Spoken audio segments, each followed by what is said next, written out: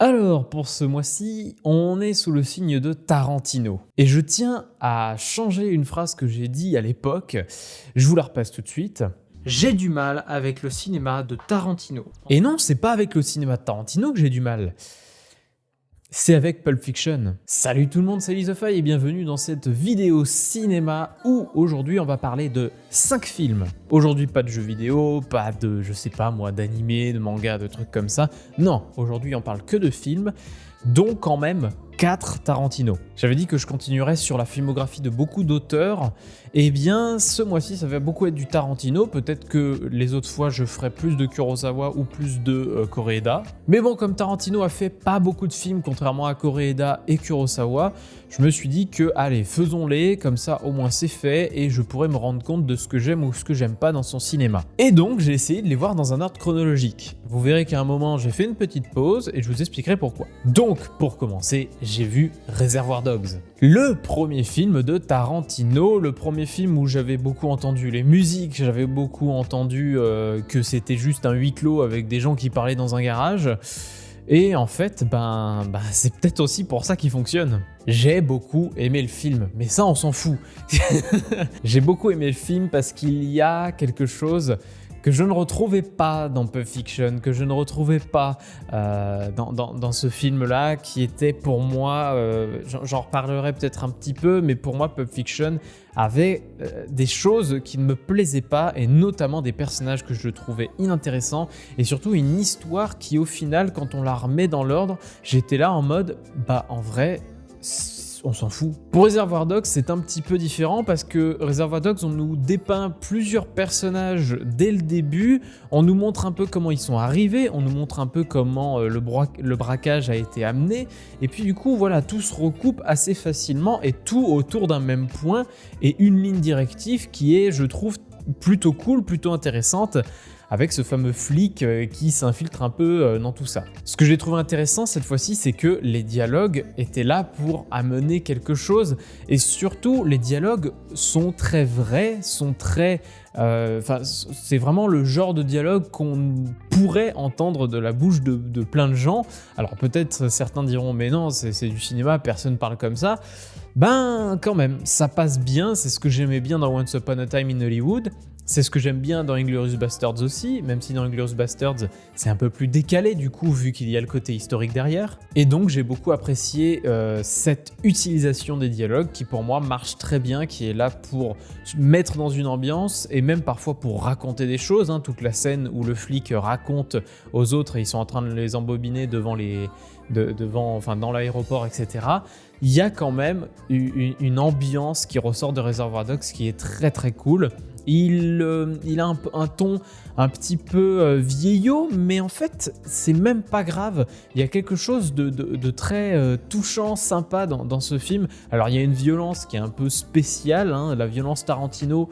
C'est quelque chose qui peut-être me dérange un petit peu, mais pourtant, elle n'est pas non plus méga violente ou quoi que ce soit, mais c'est quelque chose qui me plaît pas plus que ça. Voir des trucs découpés, des trucs gore pour juste s'éclater et avoir un rapport à la violence un petit peu spécial, c'est pas forcément quelque chose qui m'attache beaucoup. C'est limite si je préfère être touché par la violence d'un The Strangers où tu ne vois pas grand chose mais où waouh, ça te touche beaucoup quoi. Et j'aime beaucoup cette fin de Reservoir Dogs, j'aime beaucoup comment ça évolue, j'aime beaucoup comment ça finit. Il y a une certaine tension qui se crée, notamment autour du flic un peu barge qui coupe l'oreille.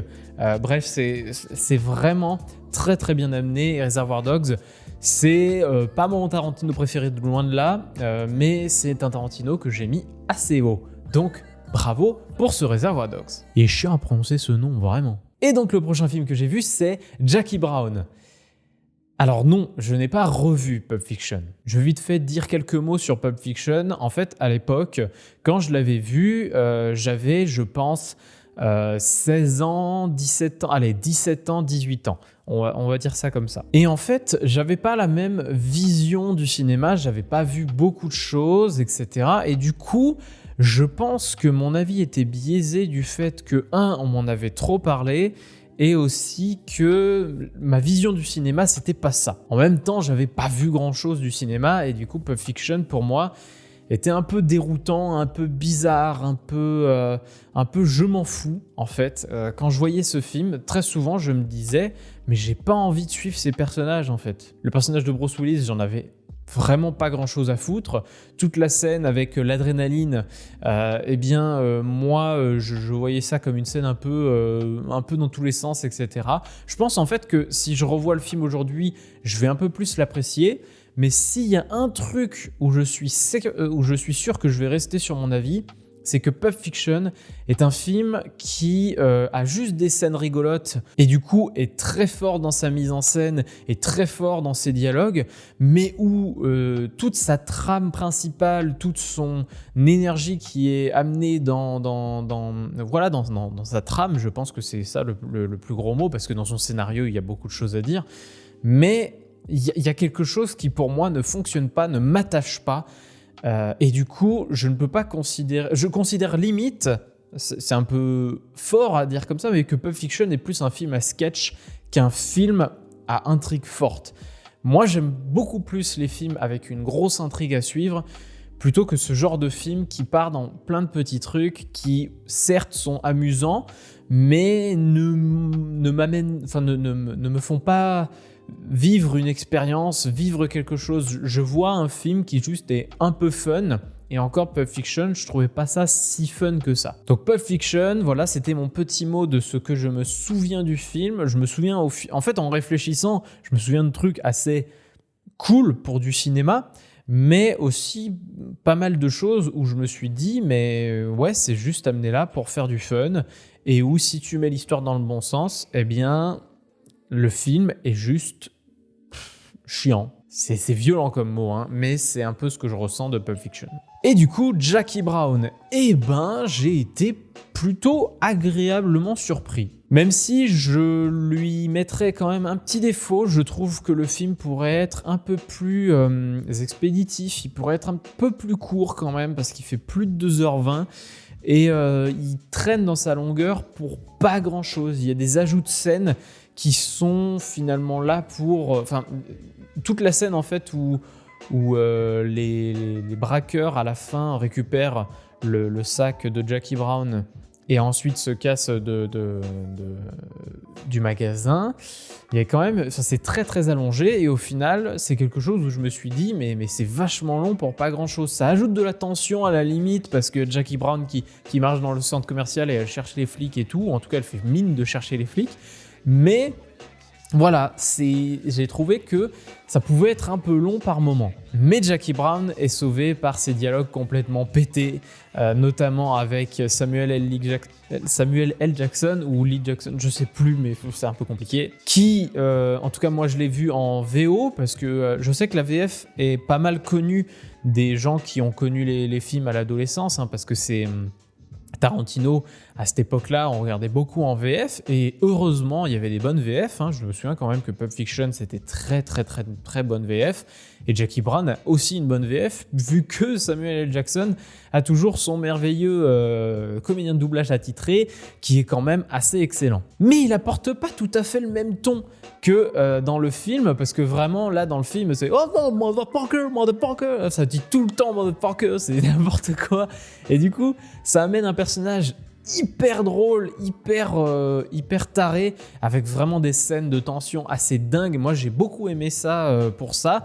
Il y a peu de lieux. C'est vrai que ça, c'est un petit truc qui m'a un peu gêné dans Jackie Brown, c'est ce côté où on est dans une histoire peut-être un peu trop classique. Ça pourrait être une histoire...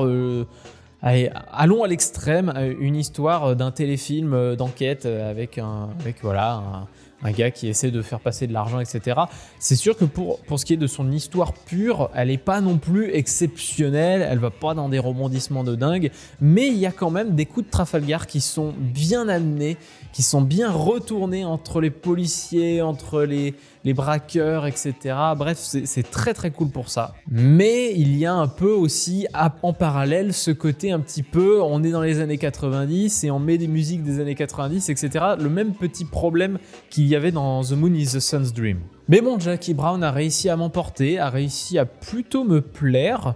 Je l'ai pas non plus mis très haut dans mon estime parce que je trouvais que c'était pas forcément un film que j'allais revoir, c'était pas forcément un film avec beaucoup de scènes qui me plaisaient beaucoup, mais il y a quand même un sens du dialogue, évidemment.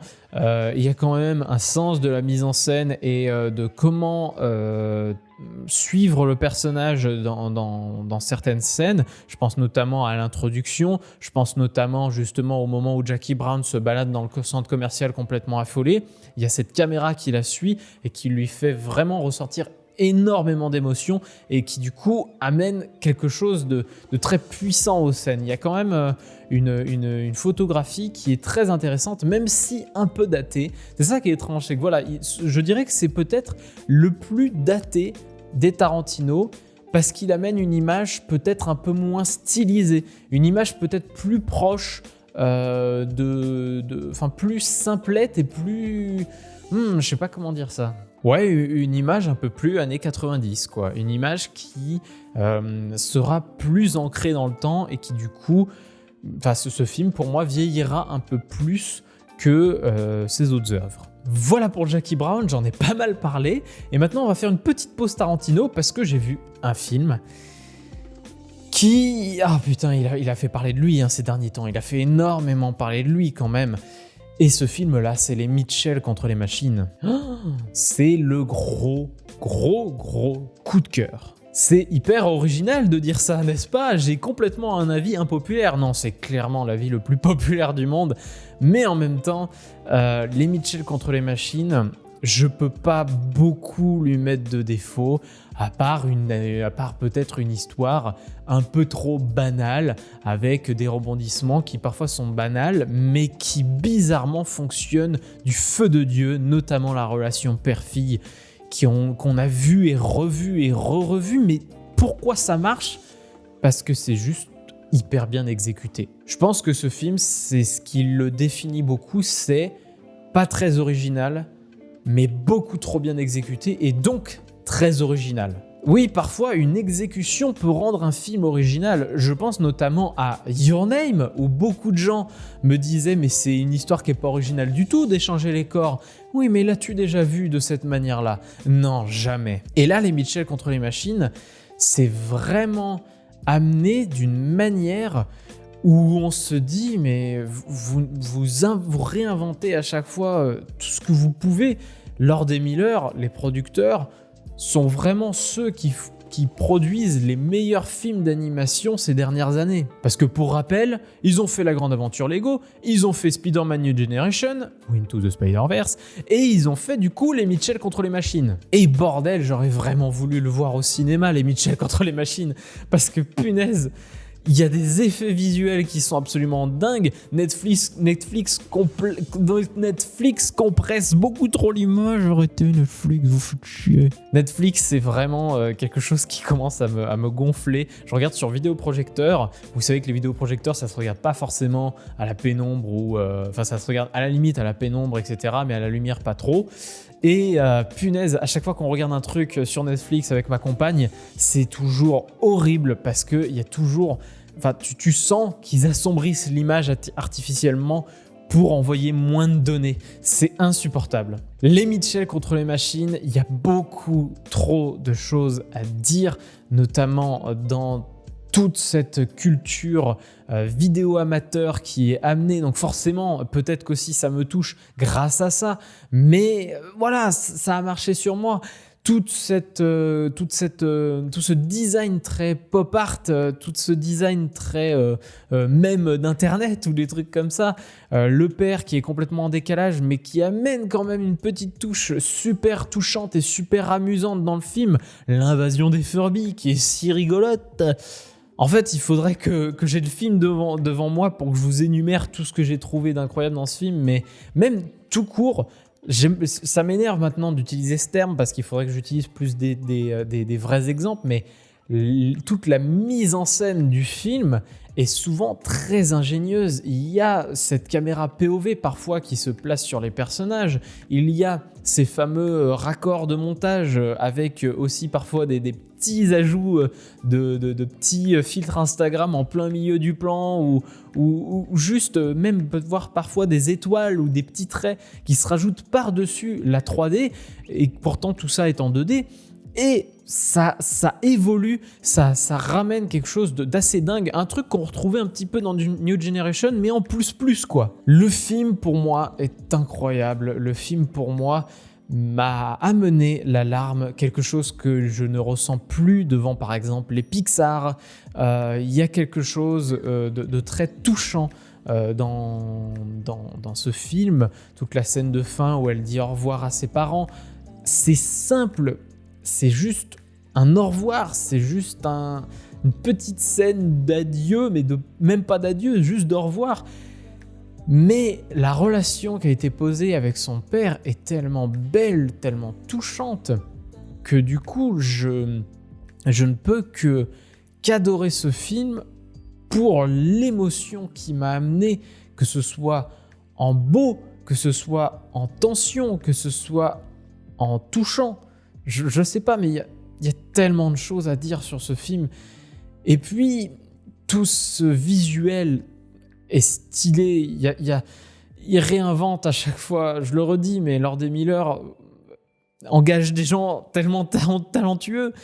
Ils font quelque chose d'incroyable. Enfin, j'en perds mes mots, mais Les Mitchell contre les machines, c'est un film qui s'il sort en Blu-ray, mais je le prends direct, quoi. Enfin, il me faut ce Blu-ray pour que je le revoie avec une belle qualité d'image, pour que je le revoie dans des conditions des vrais.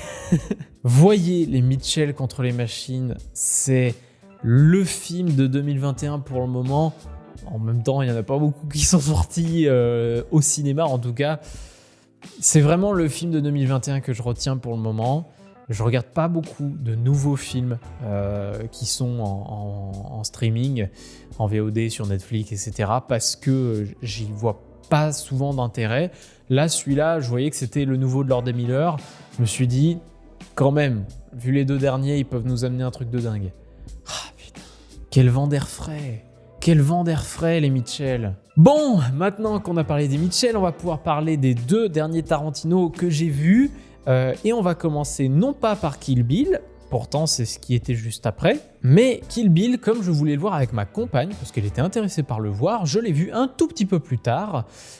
Et du coup, le suivant que j'ai vu, c'est donc Boulevard de la Mort, ou Death Proof. Boulevard de la Mort...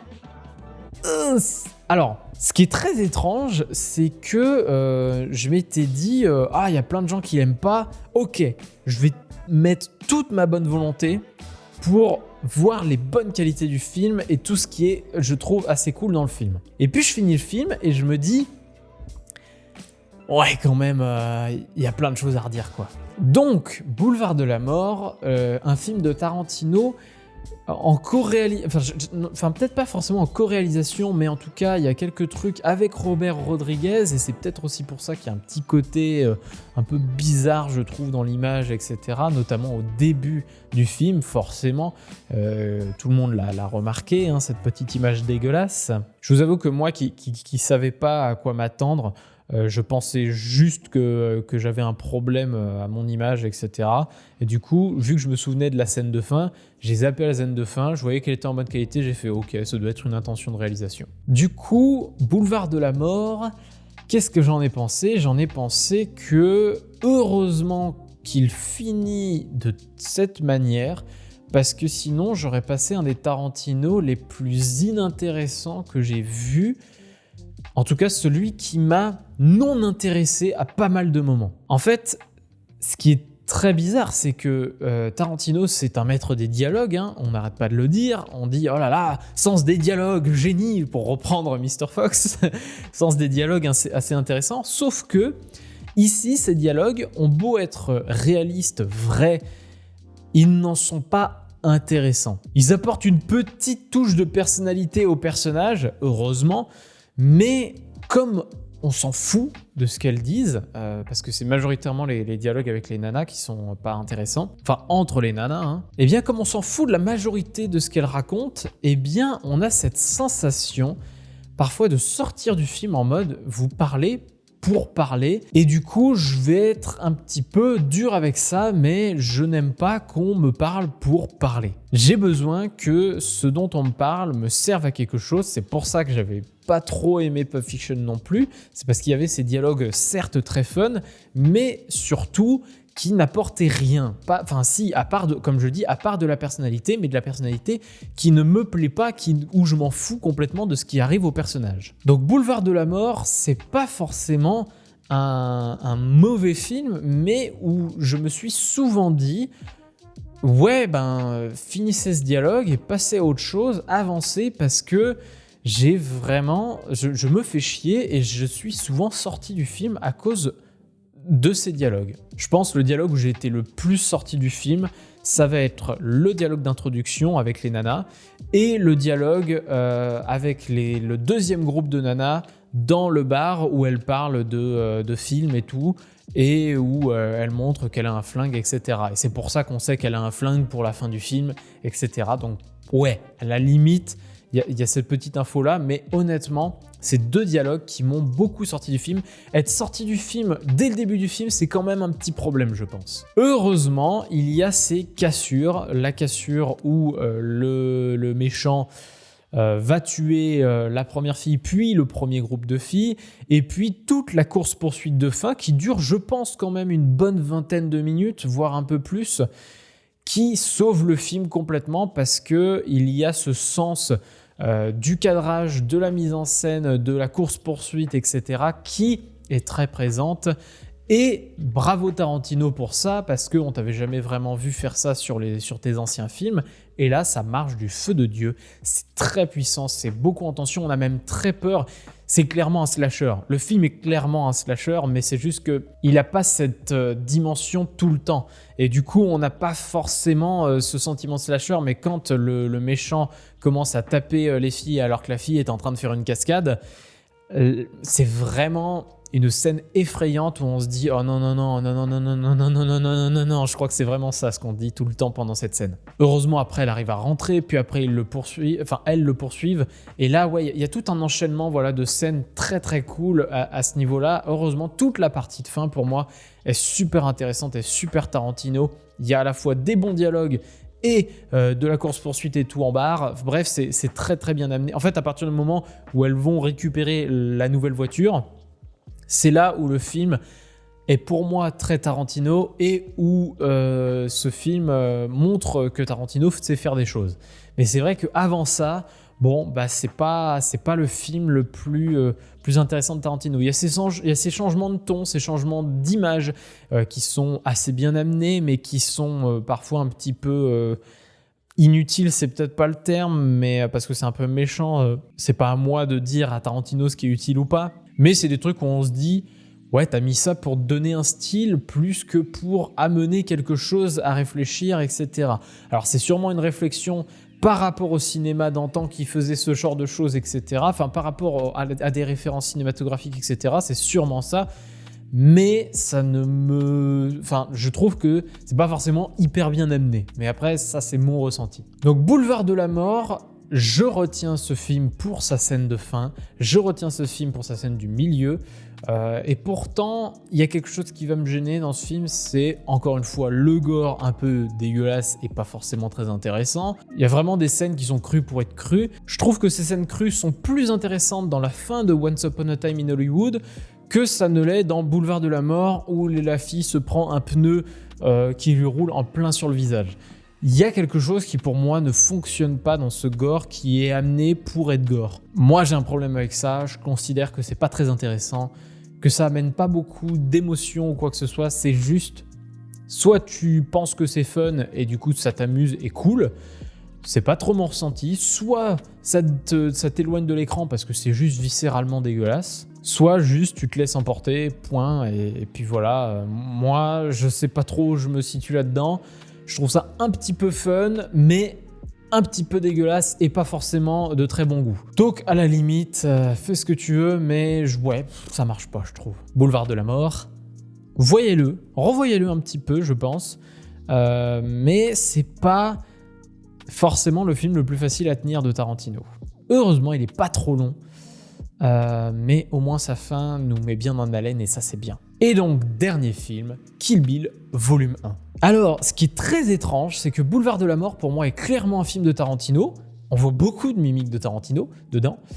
Et ben, Kill Bill, j'ai retrouvé un peu Tarantino, hein, je vais pas non plus mentir, mais je trouve que pour le moment, en tout cas de tous ceux que j'ai vus, c'est le moins Tarantino des Tarantino. Et c'est pourtant vachement étrange. Alors après, ouais, il fait beaucoup de scènes très il fait beaucoup de références au cinéma qu'il aime hein, dedans. Il y a beaucoup d'aspects très cinéma asiatique hein, dedans. Il y a clairement des scènes où on sent que ça ressemble soit à du Tsui Hark, soit à du Kurosawa. C'est très très référencé à ce niveau-là, mais c'est très bien référencé. Et là, pour le coup, la violence est amenée d'une manière très intéressante. Soit elle fait mal, ce qui est vraiment le cas avec Uma Thurman, notamment au début du film. Soit elle est absurde et référente, notamment tout ce qui est en rapport avec le Japon. Au moment où il coupe les têtes, paf, ça fait des giclées de sang, ou même les bras, etc. Ça fait toujours des énormes giclées de sang.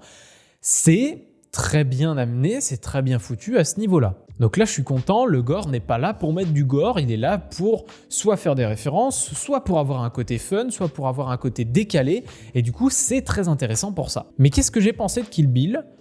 J'ai passé un très bon moment, mais je le mets clairement pas dans mes Tarantino préférés, et je le mets clairement pas dans mes films préférés tout court. J'aurais pu ne pas le mettre dans un Tarantino préféré, mais le mettre dans film préféré, mais je crois que ce qui va me manquer dans ce film, c'est que c'est un peu trop banal, étrangement, tout en étant à la fois très bien amené. C'est un petit peu comme ce que je disais des Mitchell, c'est qu'il y a ce côté quand même très bien amené du personnage qui va se venger, mais eh bien, on amène ça d'une manière assez soit humoristique, avec des dialogues parfois qui sont très sympas, mais il n'y en a pas beaucoup, ce qui d'ailleurs est très bizarre pour un Tarantino, hein. Peut-être que dans le 2, il y en aura plus, on verra ça. Et surtout, des combats dantesques, des combats où on se dit « Waouh, Tarantino, tu fais ça ?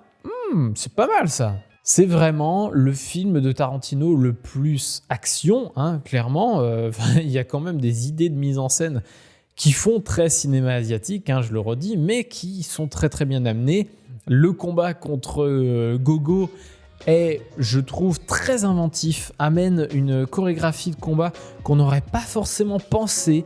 Et pour moi, c'est très très intelligent d'avoir utilisé une arme non conventionnelle pour faire un combat plutôt qu'un simple combat à l'épée. Ça amène une dimension à la chorégraphie qui est très intelligente, très intéressante, et vraiment, j'ai vraiment pris mon pied devant cette scène de combat, même si elle finit d'une manière gore un peu dégueulasse, qui est clairement une grosse référence à des films asiatiques, mais voilà, après, il y a plein de gens qui disent « Oh là là, Tarantino, il fait des références, il sait faire que ça ». À partir du moment où les références sont, un, bien amenées, deux, ne sont pas forcément des références pour faire de la référence, ça amène aussi ça appuie la mise en scène, ça appuie le récit, j'ai pas de problème avec ça. Mais bref, du coup, ce plan est très référencé, le plan où notamment elle a les yeux qui baignent, qui ont du sang qui sort des yeux, c'est très stylé, c'est très gore, mais c'est très stylé. En fait, globalement, je crois que c'est dingue, hein, mais je crois que ce qui me ressort le plus du film, qui est une phrase que j'ai dû ressortir même pendant le visionnage, c'est très stylé. C'est très stylé, c'est très stylisé. Il y a beaucoup de travail sur les couleurs, il y a beaucoup de travail sur l'arrière-plan, de manière générale les décors. Et puis, notamment, je pense, la scène où on peut le plus se dire ça, c'est dans le combat, quand les lumières s'éteignent, qu'il y a ce fond entièrement bleu, que tout se fait en ombre chinoise, on est dans un truc asiatique, machin, c'est rigolo. Oh, bref, ça amène quelque chose de très très classe, de très intéressant, de très stylisé. Et même dans le combat contre Oren Ishii, putain, je me souviens plus de son nom, Eh bien c'est pareil, il y a cette neige qui tombe, c'est un style très animé pour le coup, un style très animé japonais, mine de rien, qui se retrouve dans ce combat, qui est très fort, qui est très... Ce combat n'est pas forcément le plus intéressant parce qu'il est assez lent, il est fait pour être assez lent pour montrer que en gros, ils réussiront à se battre en un seul coup de sabre, en pas grand chose finalement, mais où le moindre coup peut compter et où tout est très dangereux et du coup il faut faire très attention. Donc cette dernière scène, c'est pareil, elle est très stylisée, mais globalement c'est tout ce que je ressortirais de Kill Bill volume 1.